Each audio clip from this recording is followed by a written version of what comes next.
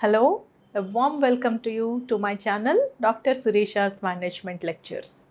In this video, we'll try to understand the things that remarkable leaders avoid doing. Okay, if you want to be a very good leader for your organization, then try to avoid the following things. Okay, don't do them, right? Let us see what they are. First thing, setting too many strategic objectives. See, as a leader, you definitely will be very motivated and your spirits will be very high. You are all set out to achieve more, to get more. That is quite understandable and obvious. But do not overwhelm yourself and your organization and your team members with too many strategic objectives. Because trying to achieve too many things at once, that definitely leads to lots of confusion, lots of mix-up of things, unwanted mix-up of things. Don't do that. Okay. Of course, we really cannot decide on the number exactly, but more or less 3 to 5 strategic objectives will be the ideal number for you to achieve for a year. Okay, do not overwhelm with more than that number of strategic objectives. Don't take up too many missions at the same time. Restrict yourself to 3 to 5 objectives a year. Okay, then another thing which great leaders avoid doing is trying to do all on your own. That is not going to happen and that is not going to work out. If you try everything on your own, if you try to be present in every decision, if you try to be there for everything, for everybody, all the time, that is practically not going to happen, point number one, and that really leads to burnout on your part as a leader. And the essence of true leadership is getting things done through others. Hire good people, select good leaders, train people, make them efficient to deal things on their own. You just be on the top, supervise them, assist them, lend your helping hand whenever it is needed.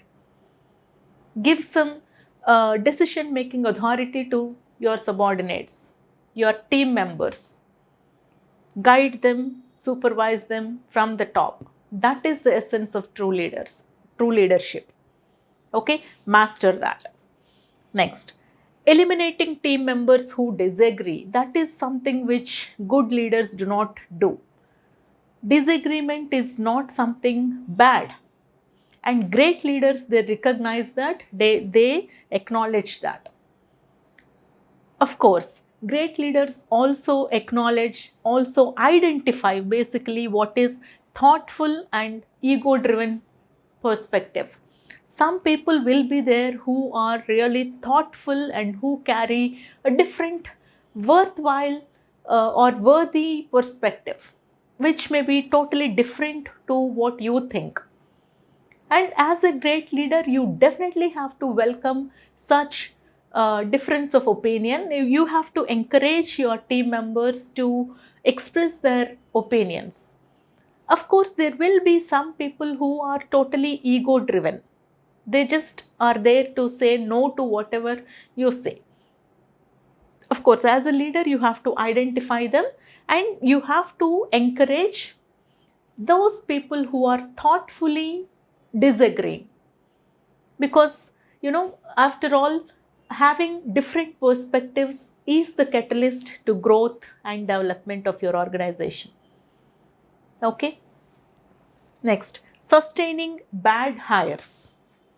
See, selecting the right candidate for the right place, that is one of the ultimate jobs of a great leader. And sometimes you may understand that you have made a wrong decision. Your choice is not the right thing. And that particular employee is not the right fit for that particular job. And when you are knowing that, when you are literally seeing that, great leaders, they do not take too much time to continue the same employee, because that will be detrimental to the employee, to the organization, to the leader, to everybody in the organization. When you identify the fact that so and so person is not the right fit for the job or for your organization or for your team, be tough, take the tough stand, make that tough conversation, okay, and let the employee go. Because every time it is tough for human beings to make all the right decisions. Accept that and let the employee go. And before letting the employee go, of course, you have to do whatever best you can offer to him, like train him, mentor him, guide him. And nothing works out at times, that happens. And during that time, you have to let that person go off your organization. Okay. Too much focus on the past or on the competitors. Great leaders do not do that. And by saying that, I don't mean that focusing on the past or on the competitors is not necessary. It is absolutely necessary. It is absolutely necessary to, go through what your organization has, the journey has been all those years, okay, and reviewing the old strategies. That is absolutely necessary. It definitely helps you as a guide. But too much focus on the past is not going to help, because the future is different.